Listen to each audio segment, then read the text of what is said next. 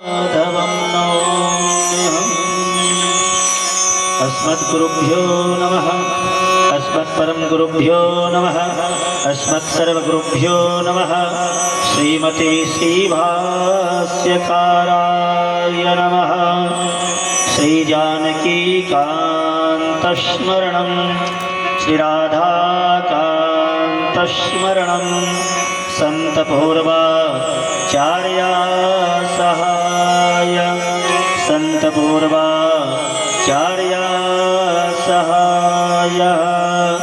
प्रेम शौर्य कृष्ण कन्हैया लाल की, वृंदावन बिहारी लाल की, श्रीमद्भागवत महापुराण की, सप्ताह ज्ञान यज्ञ की, श्री राधा रानी सरकार की, श्यामाजू सरकार की, श्याम बिहारी लाल की, राजा रामचंद्र भगवान की, श्री राम जन्मभूमि की, श्री कृष्ण जन्मभूमि की, उमापति महादेव की, श्री हनुमान जी महाराज की, गौ माता की, भारत माता की, सत्य सनातन वैदिक धर्म की, श्री कालिकन धाम की, श्री कालिका मैया की, श्री चंद्रकन धाम की, श्री चंद्रिका मैया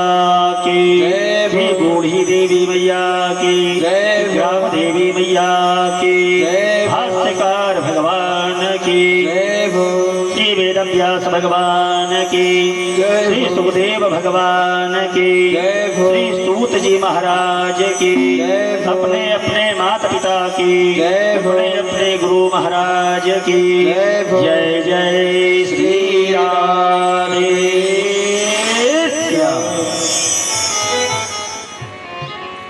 आइए हम सभी भगवान की रसमयी दिव्यमयी नव्यमयी भागवत कथा में प्रवेश करें। उसके पूर्व 5 मिनट का भगवत नाम संकीर्तन, उसके बाद जैसा गति जैसा मति भगवान प्रदान करेंगे, उस अनुसार हम आप सभी को कथामृत का रसस्वादन करवाएंगे। बड़े भाव से तालियों की सेवा करते हुए 5 मिनट का भगवत नाम संकीर्तन। जय श्री राधे। जिस देश में जिस भेष में परिवेश में रहो, राधा रमण राधा रमण राधा रमण कहो। इस भेष में उस भेष में परिवेश में रहो, राधा रमण राधा रमण राधा रमण कहो।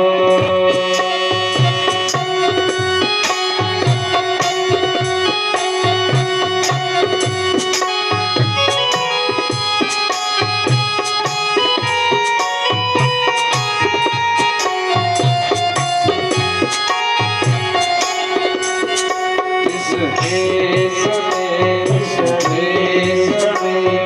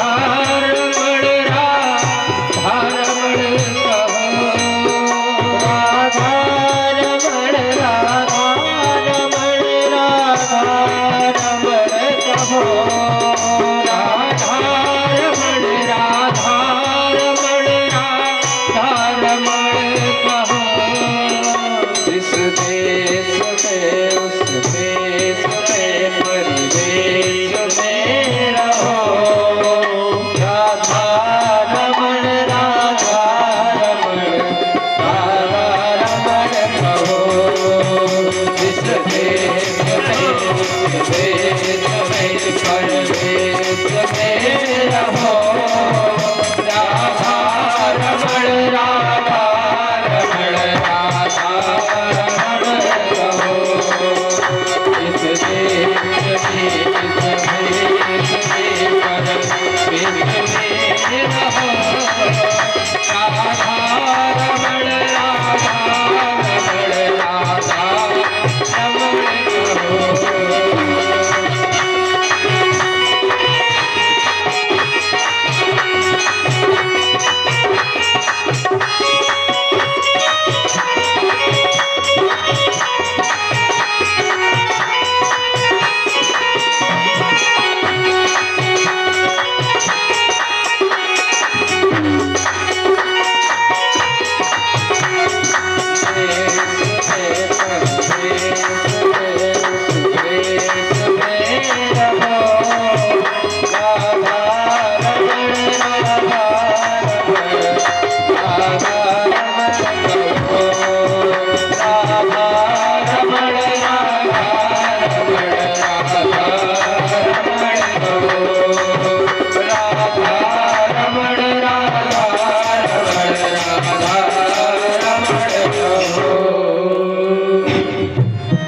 प्रेम से बोले वृंदावन बिहारी लाल की, कृष्ण कन्हैया लाल की, श्री राधा रानी सरकार की, मर्यादा पुरुषोत्तम श्री रामचंद्र भगवान की, संत बलवंत श्री हनुमंत लाल जी महाराज की जय जय श्री राधे श्याम।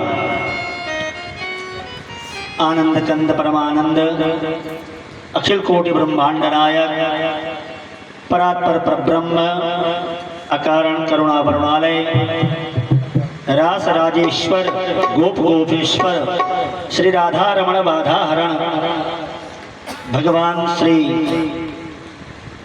कृष्ण की वांगमयी प्रतिमा श्रीमद् भागवत महापुराण एवं अयोध्या धाम से पधारे भगवान श्री मन नारायण श्री बालकृष्ण भगवान एवं श्री राधा रानी के श्री चरणों में कोटि सा वंदन कोटि सा नमन करते हुए मंचस्थ विराजमान आचार्य बंधु एवं वाद्य यंत्र पर विराजमान कलाकार भाई सभी को सादर जय सिया राम जय श्री राधे एवं मुख्य परीक्षित के रूप में विराजमान कौशल्या देवी एवं राम मूर्ति यादव जी उनकी धर्मपत्नी बेटे बहू एवं उनके जितने भी भाई बंधु इष्ट मित्र रिश्तेदार आदि एवं कथा पांडाल में विराजमान समस्त भगवत कथा रसिक जन श्रद्धामयी माताएं एवं प्यारे छोटे बच्चे सभी के हृदय में विराजमान उस परम पिता परमेश्वर को प्रणिपात करते हुए सभी को सादर जय सिया राम जय श्री राधे जय श्रीमन नारायण। तो हम और आप इस माँ कालिका की गोदी में जरौटा ग्राम में विराजमान होकर श्रीमद् भागवत कथा सप्ताह ज्ञान यज्ञ के आज षष्ठम दिवस में प्रवेश किए और भगवान का कथा अलौकिक दिव्य एवं जितनी बार भी सुनी जाए उतनी बार हमें नव्य ही नव्य प्राप्त होता है। कहीं ऐसा प्रतीत नहीं होता है कि ये अब पुरानी हो चुकी। कहीं भी आप कथा सुनने जाएंगे तो लगेगा कि हम भगवान की कथा नए सिरे से नए ढंग से और नई कथा सुन रहे हैं। और गोस्वामी बाबा जी ने लिखा भी है, बड़े भाग्य मानुष तनु पावा और सुर दुर्लभ सब ग्रंथ निगावा। ठीक, भगवान की जब कृपा होती है तो मनुष्य का शरीर प्राप्त होता है, और जब भगवान की कृपा होती है तो संत का दर्शन होता है, और संत का दर्शन हुआ तो भगवान का दर्शन होने में विलंब नहीं लगता है। क्योंकि कहा गया है अब मोहि भाव भरोसे हनुमंता, और बिनु हरि कृपा मिलई नहीं संता, और बिनु सत्संग विवेक न होई, और राम कृपा बिनु सुलभ न सोई। सब राम से, सब कृष्ण से ही जुड़ा हुआ शब्द है। क्या बात है। राम जी की कृपा होगी तभी संत की कृपा होगी, और संत की कृपा होगी तभी भगवान की कृपा होगी। तो आइए हम और आप कथा में प्रवेश करें। कल की कथा परीक्षित जी कहाँ तक हुई थी? गोवर्धन पूजा। गोवर्धन भगवान को भी भगवान ने पूजा किया, भोग लगाया, और प्रसादी आप लोगों ने खाया है ना। तो उसके बाद अभी उठाया नहीं है ना। तो देखिए परीक्षित जी ने बता दिया कथा यहाँ तक हुई है। इसका मतलब सभी लोग कथा का रस स्वादन कर रहे हैं। तो इधर श्री सुखदेव भगवान राजा परीक्षित को बतला रहे हैं, क्या कह रहे हैं? इंद्रस्तदात्मना पूजा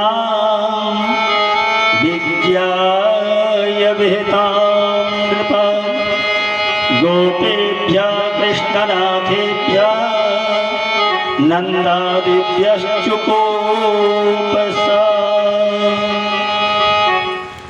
श्री सुखदेव भगवान ने राजा परीक्षित को बतलाया कि इंद्र की पूजा, इंद्रास्तदात्मनां पूजा विज्ञाया विहितां नृपा, मतलब इंद्र की पूजा से विमूढ़ करके और श्री गोवर्धन पूजा की ओर भगवान कृष्ण ने अग्रसर कर दिया।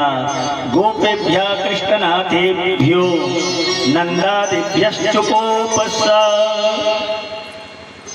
नंद आदि बाबाओं को लेकर के, गोपालकों को लेकर के भगवान श्री कृष्णचंद्र जी ने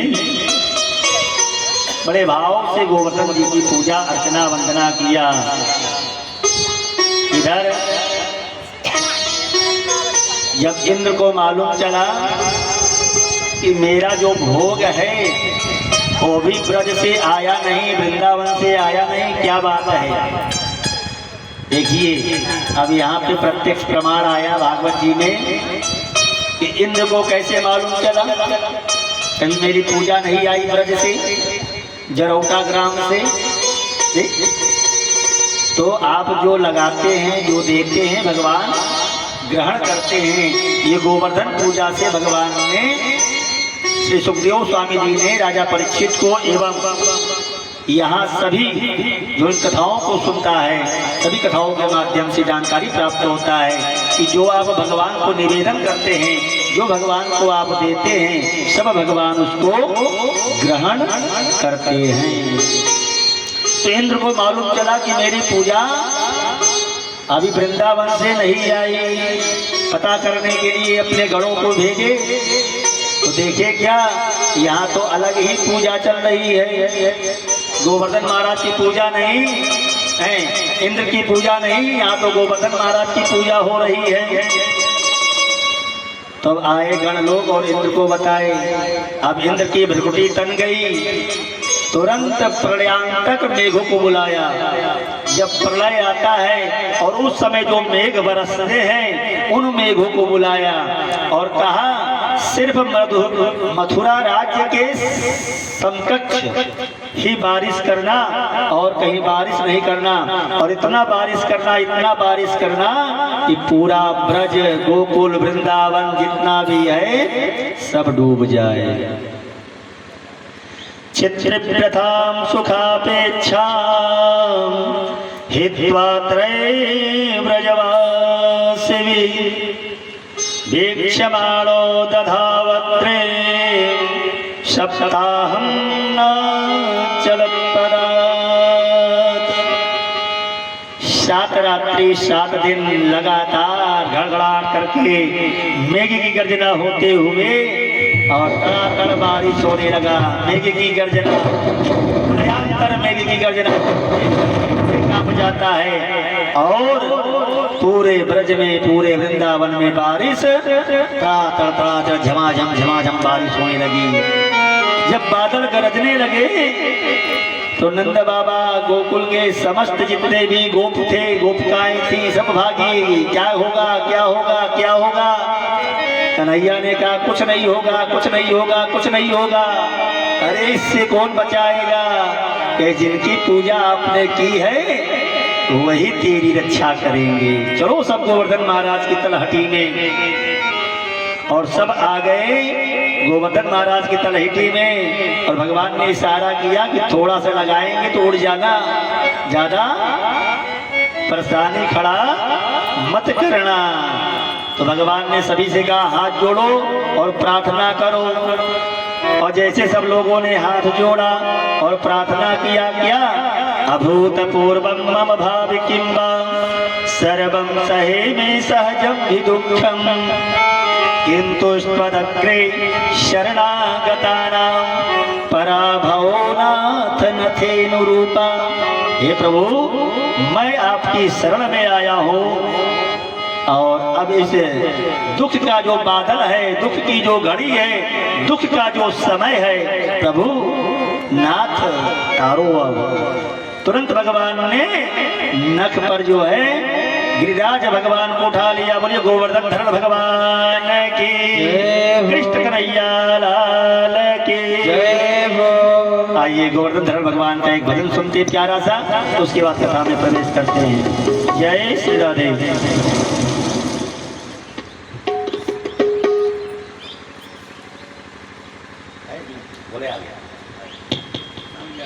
आगे बोले श्री कृष्ण कन्हैया लाल की। भजन नहीं मिला तो शब्दों के माध्यम से आप लोग श्रवण करिए। कथा तो भगवान की अनंत है, आगे भजन सुनाएंगे आपको।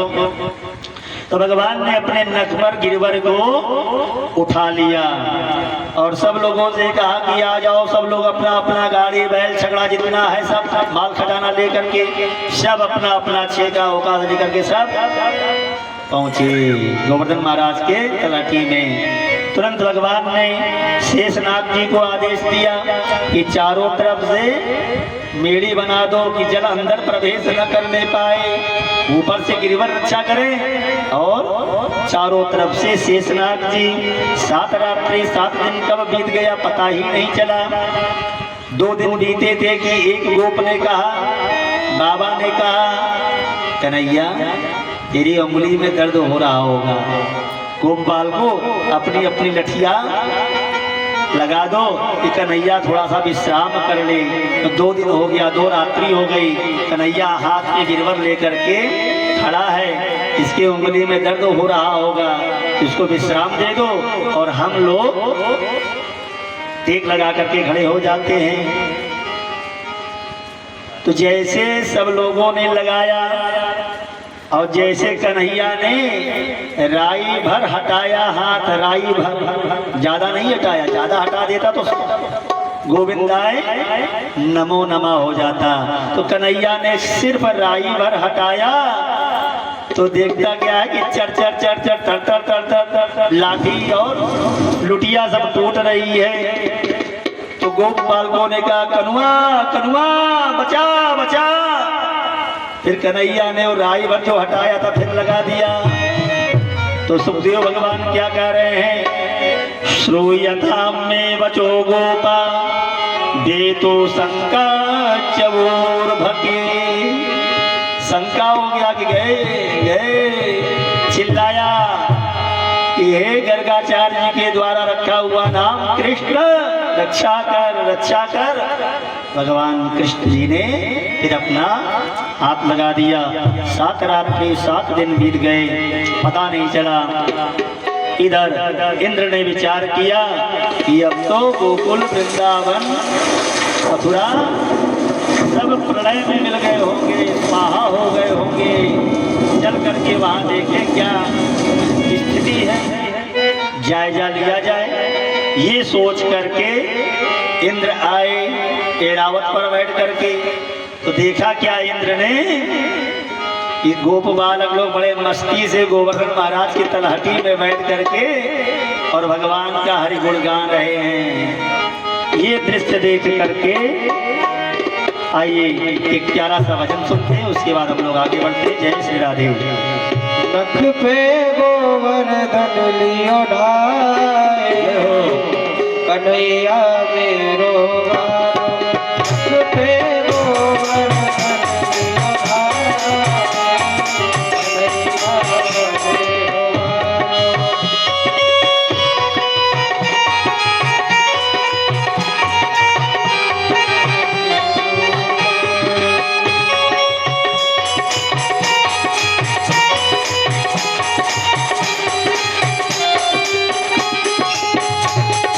कन्हैया मेरो गारो। कन्हैया मेरो मारो कन्हैया मेरो मारो कन्हैया मेरो मारो कन्हैया मेरो मारो कन्हैया मेरो मारो कन्हैया मेरो मारो कन्हैया मेरो मारो कन्हैया मेरो मारो। नख पे गोवर्धन उठाए मेरो गारो। सर पर सिरवर लियो ढाए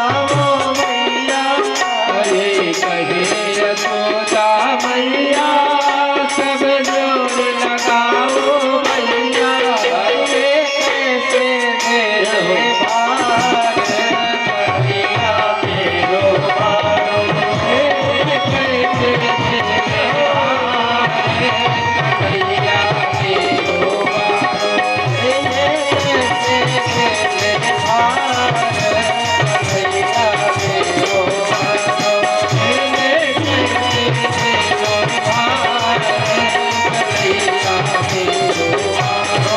गारो। नख पे गोवर्धन उठाए कन्हैया मेरो गारो।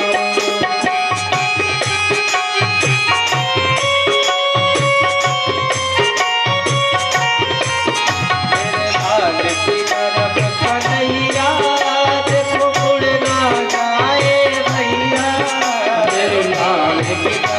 कन्हैया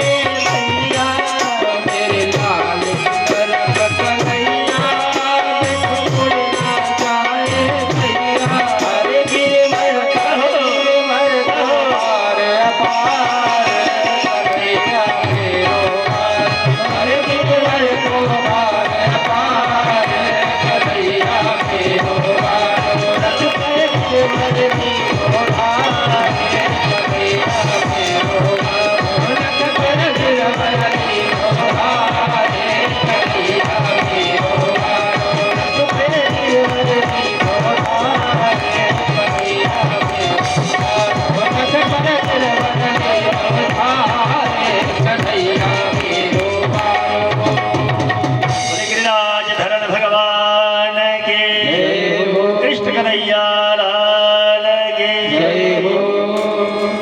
जब इंद्र ने देखा मैं तो ब्रज को, गोकुल को, वृंदावन को डुबाने चला था और यहाँ तो भगवान ने गिरिराज जी को उठा करके और पूरे ब्रज की भगवान ने रक्षा सुरक्षा प्रदान किया। तो जिसको भगवान अपना आशीर्वाद दे देते हैं उसको कोई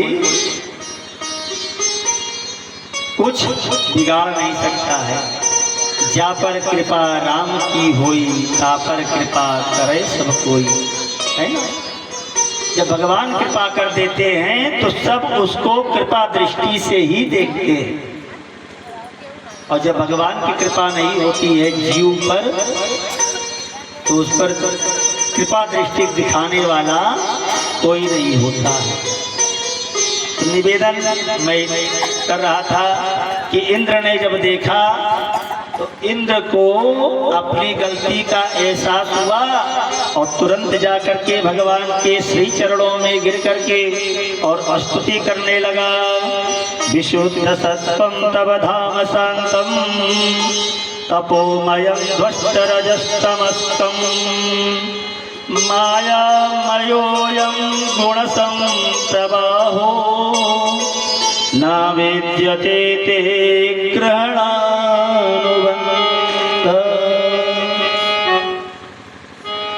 जो विशुद्ध सत्व हैं, जिसमें कहीं लेस मात्र का अशुद्धि ईर्ष्या द्वेष नहीं है, तब धाम शांतम, जो अपने धाम में शांत स्वरूप में, क्योंकि लक्ष्मी जी ने कहा है शांताकारम भुजगशयनम पद्मनाभम सुरेशम। भगवान का स्वरूप एकदम शांताकारम है, शांत है, ना उनको मन में कोई कष्ट है, ना मन में कोई छल है, ना मन में कोई कपट है, भगवान शांताकारम है। तो इंद्र ने भी प्रार्थना उसी स्वरूप की है, विशुद्ध सत्वम तब धाम शांत। अपने धाम में शांत स्वरूप जो भगवान है श्रीमन नारायण, और तपोमयम ध्वस्तरमस्तमस्कम, और जो तीनों तापों को तुरंत ही हर लेते हैं। कौन से ताप? दैहिक दैविक भौतिक ताप, तीन ताप हैं। एक शरीर का ताप, एक दैवीय प्रकोप और एक भौतिक प्रकोप जो भविष्य में आने वाला है। न भूतो हम भविष्यति। तो कहने का मतलब बंधुओं, निवेदन कि इंद्र ने भगवान कृष्ण की जो स्तुति किया वो बड़ा ही गुणमय और भगवान के दिव्य अलौकिक स्वरूप का वर्णन। और तीसरे श्लोक में उसने क्या कहा? माया मयोयम गुण संप्रवाहो, जो माया से परे हैं, जिनको माया लेस मात्र भी ग्रसित नहीं करती है, जो मायापति हैं, गुण संप्रवाहो, और जो गुण के निधान हैं, शील के निधान हैं, ऐसे भगवान के श्री चरणों में ना विद्यते ते ग्रहणानुबंधः। ऐसे चरण का मैं पापी हूँ प्रभु, मैं आपकी शरणागत में हूँ, आप मेरी रक्षा करो, आप मेरी रक्षा करो, आप मेरी रक्षा करो। तो भगवान ने इंद्र को आशीर्वाद दिया और कहा क्या? नमस्तुभ्यं भगवते पुरुषाय महात्मने वासुदेवाय कृष्णाय सात्वतां पतये नमः। भगवान कृष्ण ने आशीर्वाद दिया। इंद्र अपने धाम को गया। इधर सुखदेव भगवान राजा परीक्षित को आगे की कथा। एक बार नंद बाबा को वरुण जी ले गए अपने वरुणलोक को। क्यों ले गए, कैसे ले गए?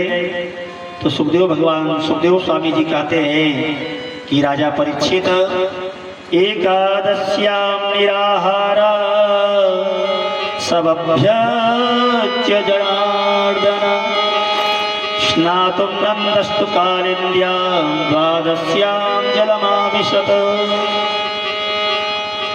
एकादशी का व्रत नंद बाबा जी करते थे। यहाँ पे जितने लोग बैठे हैं एकादशी व्रत करते हैं कि नहीं करते हैं? करते हैं। कई लोग हैं, एक लोग है, दो लोग हैं, 1 2 3 4 5 6 लोग हैं।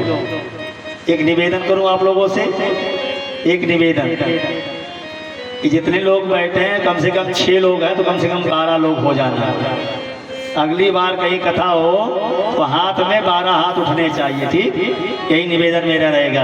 श्री कृष्ण कन्हैया लाल की जय हो।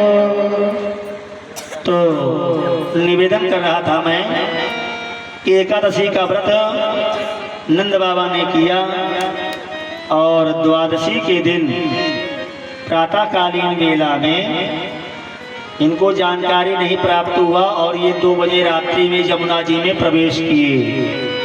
तो कहने का मतलब बंधुओं कि जल में प्रवेश का जो समय प्रारंभ होता है पुराणों के शास्त्रों के अनुसार वह 3 बजे से प्रारंभ होता है और ग्रहण काल में ये भी नहीं देखा जाता है। ग्रहण काल में तो आप 12 बजे रात्रि में भी स्नान कर सकते हैं, उस समय नदी में स्नान करने की छूट रहती है।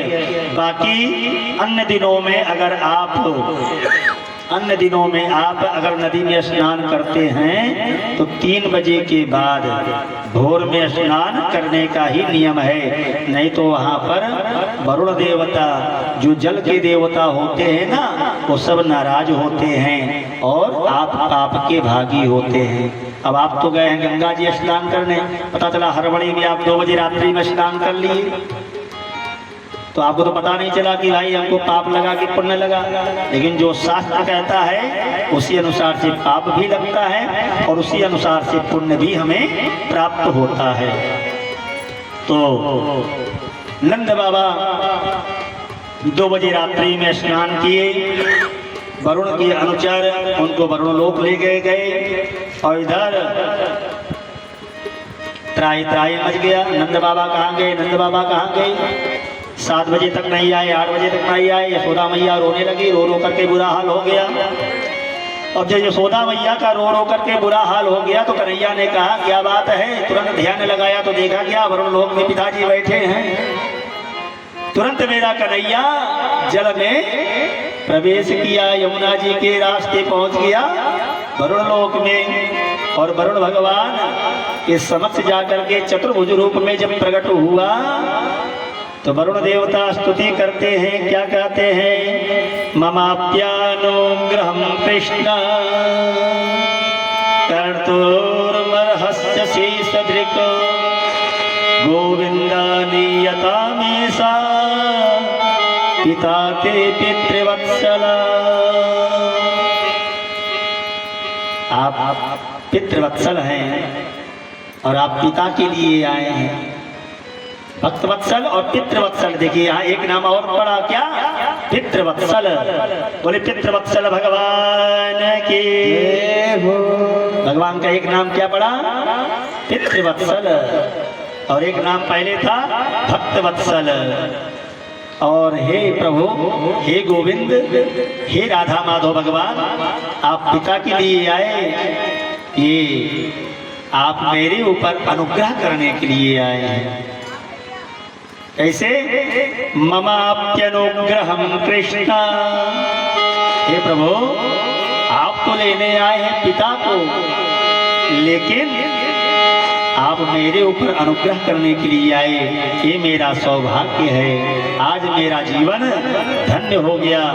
जिन स्वरूप का दर्शन, जिन बाल कृष्ण का दर्शन करना योग योगेश्वर अमलात्मा विमलात्मा ऋषि महर्षि को दुर्लभ है, वह साक्षात स्वरूप आपने हमको आज दर्शन दे दिया।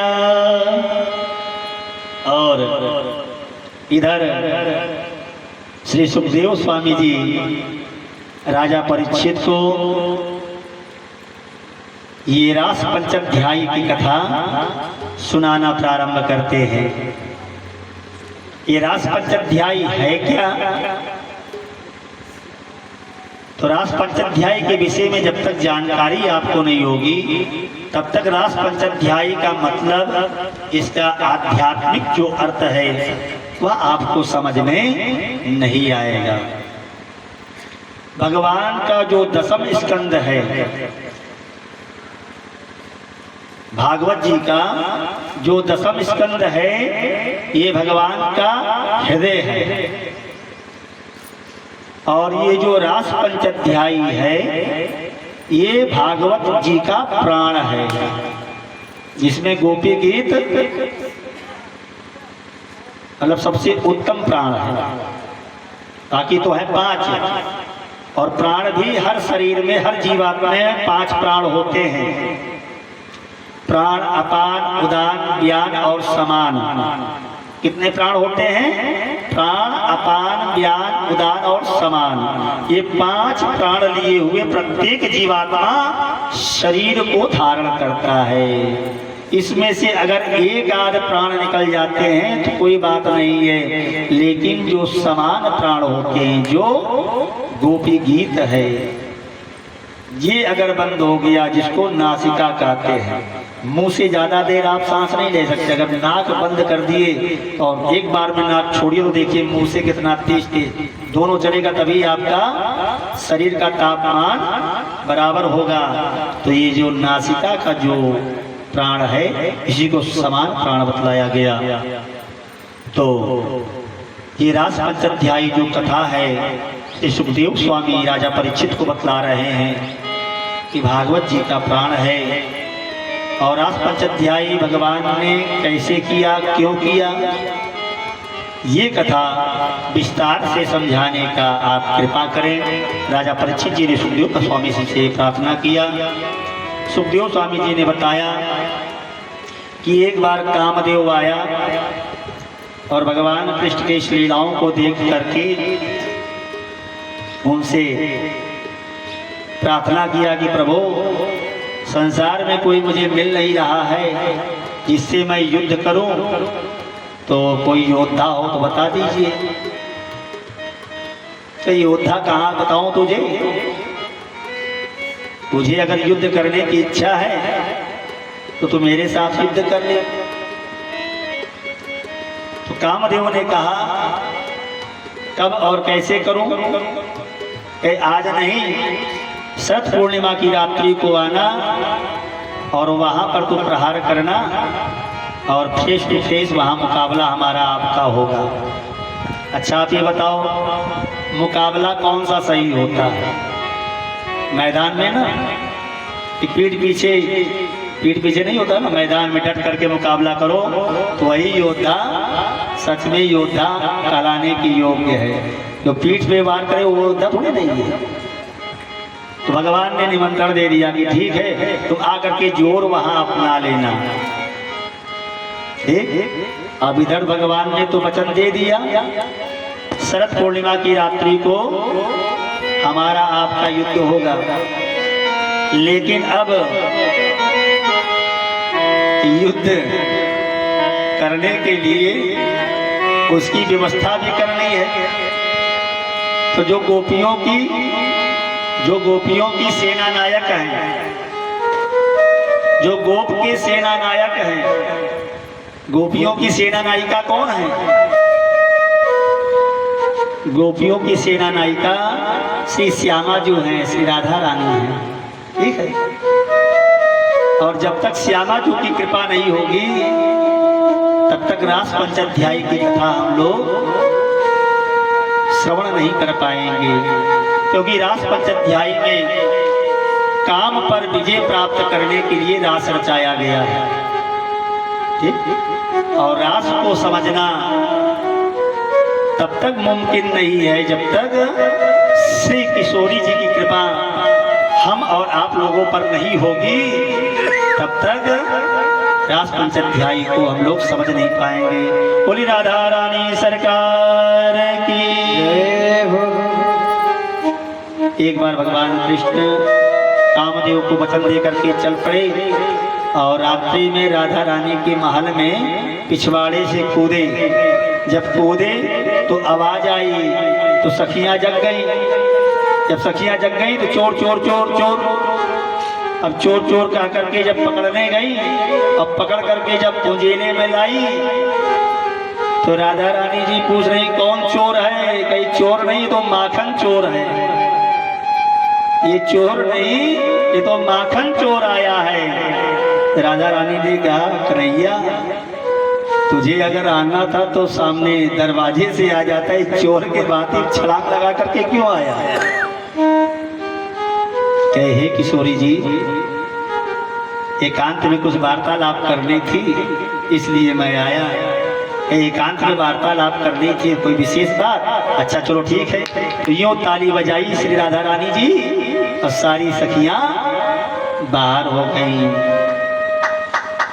तो श्री किशोरी जी ने कहा कि हे श्याम सुंदर, आप एकांत में क्या वार्तालाप करना चाहते हैं? तो हे किशोरी जी, काम पर विजय प्राप्त करने के लिए, काम से युद्ध करने के लिए मैंने कामदेव को वचन दे दिया है। और काम पर विजय कैसे प्राप्त होगा जब तक आप अनुग्रह नहीं करोगे। देखिए प्रेम और प्रियतम की ये कथा है, जीवात्मा और परमात्मा के मिलन की कथा है ये। इसको आध्यात्मिक तरीके से अगर आप समझेंगे तो भगवान के दिव्य परम रसमयी कथा का आप रसस्वादन कर पाएंगे। और मन में थोड़ा भी विकार अगर आया तो रास पंचाध्यायी की कथा आपको समझ में नहीं आएगी। और रास पंचाध्यायी की कथा अगर आपने नहीं समझा तो भागवत की संपूर्ण कथा समझ में आपको नहीं आएगी, परे है। सुखदेव स्वामी जी का हृदय कंठ अवरुद्ध हो गया। राजा परीक्षित को बतला रहे हैं कि सिर्फ श्यामाजू से उन्होंने प्रार्थना किया, श्यामाजू ने उनको अपना अनुग्रह प्रदान किया। तो सुखदेव स्वामी जी कहते हैं क्या? भगवान पिता रात्रे शरदो फुल्ल मल्लिका भीक्षम रंत मनश्चक्रे योगमाया उपाश्रिता। भगवा अपीता रात्रि, रात्रि जो शब्द है, रात्रि ये बहुवचन का शब्द है। रात्रि शब्द जो इन्होंने संबोधित किया श्री सुखदेव भगवान ने, ये बहुवचन शब्द प्रयोग है। मतलब भगवान ने जो रात्रि बनाई वो बहुरात्रि बना दी। एक रात्रि को उन्होंने बहुरात्रि में समावेश कर दिया।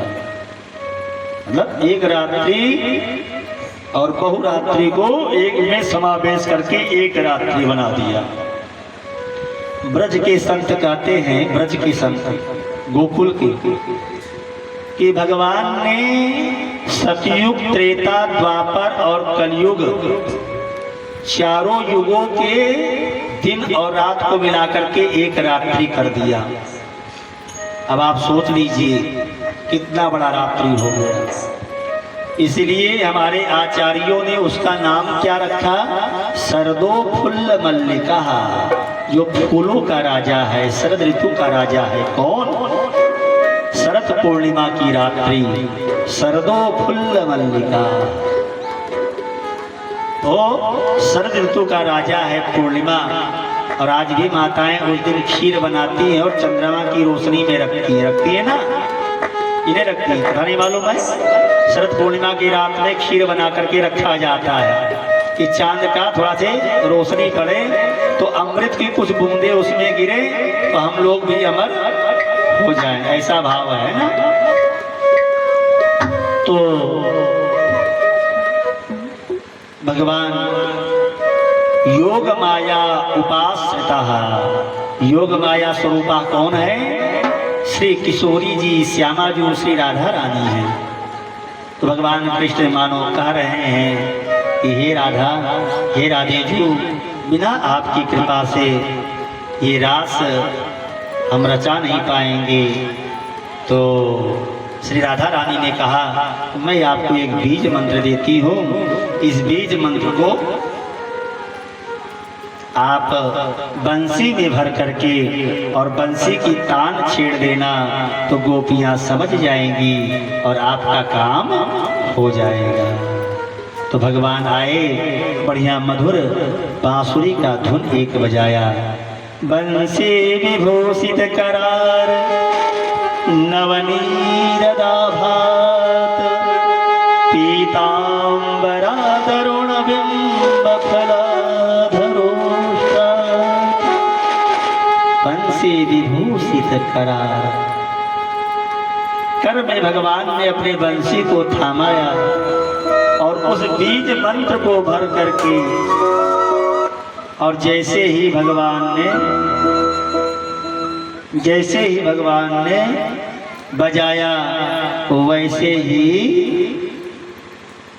गोपियों का मन जो है विचलित होने लगा। निमंत्रण आ गया, चलना है अब। तो यहाँ श्री सुखदेव स्वामी जी बतला रहे हैं क्या कि जो गोपी जिस अवस्था में थी, जिस कंडीशन में थी, उसी कंडीशन में दौड़ पड़ी। जैसे कुछ एक दृश्य हम आपको दर्शा देते हैं। एक गोपी पतिदेव को भोजन करा रही थी, तो पतिदेव अभी 2 रोटी ही पाए थे, 2 रोटी और मांगे थे, 2 रोटी दी और चल पड़ी। ये भी नहीं सोची कि पतिदेव को 1 रोटी की इच्छा और होगी तो देगा कौन। चल पड़ी बंसी की धुन सुन करके। एक गोपी पतिदेव का चरण लगा रही थी और बंसी की धुन सुनी तो पतिदेव को चरण छोड़ करके महापतिदेव के श्री चरणों में अपने आप को समर्पण करने के लिए चल पड़ी। एक गोपी अपने पुत्र को दूध पिला रही थी, वह बच्चे को वहीं छोड़ करके और उस परमपिता परमेश्वर से मिलने के लिए चल पड़ी। एक गोपी रात्रि में श्रृंगार कर रही थी, ठीक, तो श्रृंगार अभी अधूरा था। अधूरा मतलब जैसे काजल लगा रही थी तो एक आंख की काजल लगाई थी, एक आंख की काजल नहीं लगाई थी, वैसे ही दौड़ पड़ी, ठीक। और एक गोपी बढ़िया कपड़ा पहन रही थी रात्रि में, तो अभी कपड़ा चयन ही कर रही थी कि क्या पहनूं क्या पहनूं क्या पहनूं। तब तक बंसी की धुन उसके कानों में जब पड़ी तो गोपी हड़बड़ा गई और नीचे का कपड़ा ऊपर पहन ली और ऊपर का वस्त्र नीचे पहन ली। उलट पलट श्रृंगार करके गोपियां चल पड़ी भगवान के उस महारास में। जब महारास में पहुंची, भगवान ने जब देखा इन सब दृश्यों को, तो भगवान ने एक शब्द पूछा, क्या? स्वागतम भो महाभागा प्रियम किम करवाणि वा ब्रजस्या नामयं कच्चित् ब्रूता गमन कारणम। स्वागतम हो महाभागा, हे व्रतंगनाएं, हे गोपियां, आपका स्वागत है, आपका अभिनंदन है। लेकिन ब्रूतागमन कारणम, लेकिन कारण क्या है? आप क्यों इस वन में रात्रि में विचरण कर रही हैं? तो श्री सुखदेव स्वामी जी कहते हैं क्या कि वहाँ पर गोपियों ने थोड़ा रुष्ट हो करके और भगवान श्री कृष्ण कन्हैया लाल से कहती हैं, क्या अजी वाह, अच्छा खेल खिलाते हो, बांसुरी की धुन बजा करके चित्त को चुराते हो, मन को मोह लेते हो, और जब मैं खींची चली आ रही हूँ आपकी बांसुरी की धुन सुन करके, निमंत्रण को सुन करके, तो आप मुझसे आने का कारण पूछते हो, ऐसा क्यों? तो सुखदेव स्वामी जी अपने वचनों में क्या कहते हैं? चित्तम सुखेन भवता सहितं गृहेषु यन्निवेशितयुत्करावपि गृह्य कृत्यै पादौ पदं न चलतस्तव पादमूला यामा कथं व्रजमथो करवामि किम्। प्रभु, या तो आप निमंत्रण मत दिया करो, और निमंत्रण दिया है अगर आपने तो पूछा मत करो, क्योंकि चित्त में तो आप ही समाहित हैं। चित्तम सुखेन भवता, इस चित्त में आप सुख प्राप्त करते हो, और मैं चित्त की सुध बुध हो करके आपके श्री चरणों में आई, तो प्रिया प्रियतम की कहानी में पूछा पूछी नहीं होता है।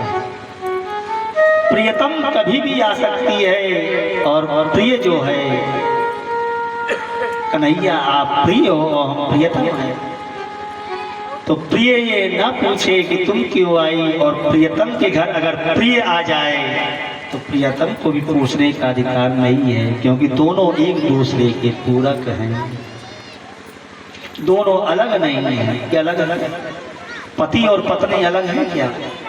पिता और पुत्र अलग है क्या? उसी प्रकार प्रिय और प्रियतम दोनों एक हैं, अलग नहीं है। और इनको जो अलग करके देखता है उसको संसार में कोई गति प्राप्त नहीं होती है। इसीलिए पहले किसका नाम आता है? श्री राधा रमण भगवान की जय हो, श्री जानकी रमण भगवान की जय हो, उमापति महादेव की जय हो। पहले किसका नाम आया? पहले राधा का नाम आया, पहले श्री जानकी जी का नाम आया, पहले श्री पार्वती मैया का नाम आया। तो पहले शक्ति का नाम आता है, फिर बाद में पिता का नाम आता है।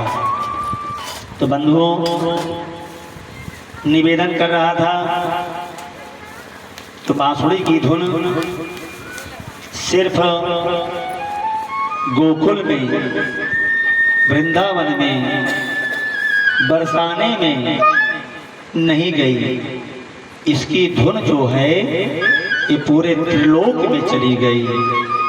और जब पूरे त्रिलोक में चली गई तो त्रिलोक में जाने पर जहाँ जहाँ जो जो स्त्री थी, लक्ष्मी जी, ब्रह्माणी जी, पार्वती मैया, अग्निदेव की पत्नी, जितनी भी थी संसार में देवी देवता, सब चल पड़े उस महाराज की तरफ।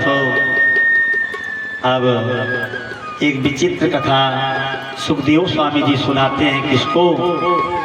राजा परीक्षित को, कि जब पार्वती मैया श्रृंगार कर रही थी, पार्वती मैया, तो भोलेनाथ बाबा कहीं से घूम टहल करके आए, और पार्वती मैया का अलौकिक श्रृंगार देख करके और पार्वती मैया से पूछ बैठे कि पार्वती, कभी तुम मेरे लिए इतना तैयार नहीं होती है, आज किसके लिए तैयार हो रही है? तो पार्वती मैया ने कहा कि ओ स्वामी जी, क्यों झूठ बोलते हो? रोज तो तैयार होती हूँ आप ही के लिए। नहीं, आज तो कुछ अधिक सुंदर लग रही हो। और माताओं को क्या चाहिए? पति के द्वारा अगर ये शब्द मिल जाए, कौन सा? आज बहुत सुंदर लग रही हो, है ना? तो आपको अच्छा लगता है कि नहीं लगता? लगता है ना? तो हर माताओं को अच्छा लगता है, हर बहनों को अच्छा लगता है अगर प्रेम से कह दे पति, आज बहुत सुंदर लग रही हो। तो आज भगवान भूत भावन भोलेनाथ बाबा ने यही कहा कि आज रोज जो श्रृंगार करती हो ना, उससे बहुत ही सुंदर लग रही हो। तो इन शब्दों को जब पार्वती मैया ने सुना तो हृदय गदगद हो गया, और तुरंत जो नहीं बताने वाला बात था वो भी बता दिया। क्या? ये प्रभु ब्रज में भगवान श्री कृष्ण जी ने यमुना जी के तट पर महारास का आयोजन किया है और बांसुरी का धुन दे करके हम सभी को निमंत्रण दिया है। हम उसी रास में जा रहे हैं तैयार होकर के। आहा, क्या बात है। तो आप ये सोचो, जो भगवान के चित्त में स्वयं अपने चित्त को लगाया है, भगवान के चित्त में जो अपने चित्त को लगाया है।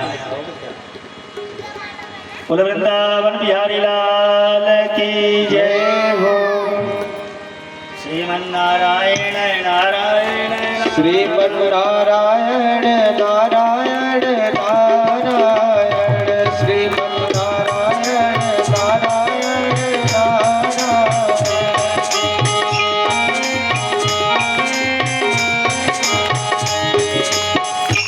वृंद प्रेम वृंदावन बिहारी लाल की जय हो। अब बताइए, जिसके चित्त में भगवान बसे हों, और भोलेनाथ बाबा तो मस्त रहने वाले हैं भगवान के नामों में, चाहे वो कृष्ण का नाम हो और चाहे राम का नाम हो। शिवस्य हृदयम रामम रामस्य हृदयम शिवम। जिसके हृदय में शिव निवास करते हैं और शिव के हृदय में राम निवास करते हैं, कृष्ण निवास करते हैं, ऐसे परमपिता परमेश्वर श्रीमन नारायण श्री कृष्णचंद्र जी कि उस दिव्य रास को अब बिना देखे कैसे रह सकते भोलेनाथ बाबा। तो भोलेनाथ बाबा ने कहा, सिर्फ पार्वती तुझे ही निमंत्रण मिला? हाँ प्रभु, सिर्फ हमें ही निमंत्रण मिला। कहे उसमें पुरुषों का जाना जो है क्या वो है क्या? कहे नहीं भाई, निमंत्रण तो जिसको मिला वही जाना चाहिए, हम तो यही जानते हैं। तो भोलेनाथ बाबा ने कहा, निमंत्रण तुझे मिला, अरे साथ में हमको भी ले चलो, एक के साथ एक फ्री है ना, एक के साथ एक फ्री आता है ना ऐसा प्रोडक्ट। एक लो तो एक फ्री मिलता है, दो लो तो तीन फ्री, एक फ्री मिलता है, आता है ना। तो एक के साथ एक फ्री, तुम्हारे साथ हम भी चल चलेंगे। और प्रयोजन में कौन देखता है कि कौन भाई डबल आ रहा है कि ट्रिपल आ रहा है कि चौपल आ रहा है। तो हमको भी ले चलो। पार्वती मैया ने कहा, बड़ी अजीब बात करते हो आप, निमंत्रण हमको मिला और आप जिद कर रहे हो कि हम भी चलेंगे। कैसे ले चलेंगे? कहीं पकड़े गए तो बेइज्जती हो जाएगी। देख पार्वती, मैंने तुझसे कहा ना, तू परम सुंदरी लग रही है, परम सुंदर लग रही है। तो भाई एक कर्जा है ना, इसी कर्जे के कारण से तो हमको ले चल। तो पार्वती मैया कह रहे हैं, स्वामी वहाँ पर पुरुषों का अलाउ नहीं है, वहाँ नो एंट्री का बोर्ड लगा है, पुरुष नो एंट्री, पुरुष नहीं जा सकते हैं। तो भगवान भोलेनाथ बाबा ने कहा, अच्छा। तो 2 मिनट शांत हुए। उसके बाद भूत भावन भोलेनाथ बाबा ने क्या कहा, ऐसा करो पार्वती, मुझे भी लेडीज बना दो, मुझे भी स्त्री बना दो और मुझे भी चलो। अब क्या, अच्छा तो ठीक है, चलो चलो। अब भैया भोलेनाथ बाबा की सवारी श्रृंगार होने लगा। कैसे? एक दिन ओ भोले भंडारी बन कर के ब्रजनारी गोकुल में आ गए हैं, गोकुल में आ गए। एक दिन भोले भंडारी बन के ब्रज की नारी गोकुल में आ गए हैं, वृंदावन में आ गए हैं।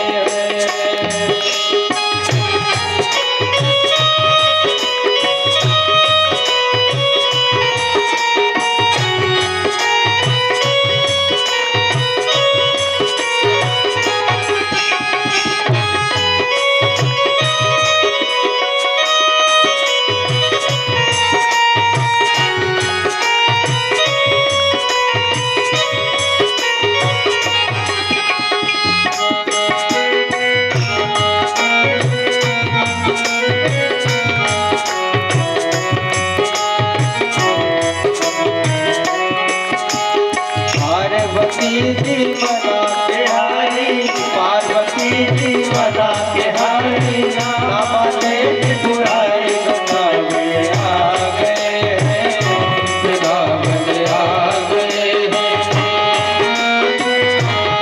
राधे